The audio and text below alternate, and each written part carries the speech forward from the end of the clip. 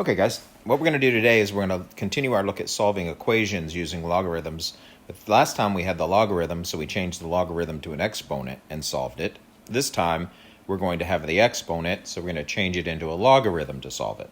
And the reason how we know we need to do that is because of this. The variable is in the exponent. Otherwise, you could just use regular equation solving skills to solve it. But if that variable is in the exponent, then we can change it to a logarithm and be able to solve it very quickly and easily using those laws of logarithms. So let's just look at some examples. And then we'll also talk about the steps as we go. So if you look at number 2, for example, I'm on page 27. Number 2, we have 2x equals 100. So what I'm going to do is I'm going to do the problem on one side. I'm going to write the steps on the other side. The first thing is, notice that the variable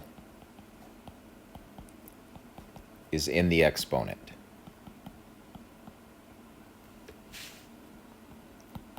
Which means that I'm going to have to use a log to solve. So all I'm going to do is simply take the log of both sides. Remember, you're allowed to do anything you want to as long as you do it equally. Do it to both sides. So it's going to be log of 2x equals log of 100. And these are log base 10, so you don't have to worry about the bases. All right? Now, in this particular case, remember that the exponent becomes the coefficient. In other words, you can bring that exponent, any exponent, down in front of the logarithm. So that becomes x times the log of 2 equals the log of 100. And then just solve for x. So here it's x times the log, so we'll just simply divide both sides by the log of 2. Those will divide away, and log of 100 divided by log of 2 you can do in your calculator, and you will get 6.6439. Okay? So really simple. Nothing to these at all. Just be careful about what you start with. So,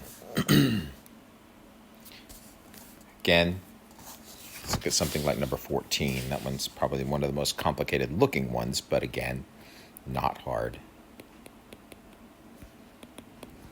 So 6 to the 2x plus 3 equals 1. Again, the variable is in the exponent, so that means we need to use a logarithm.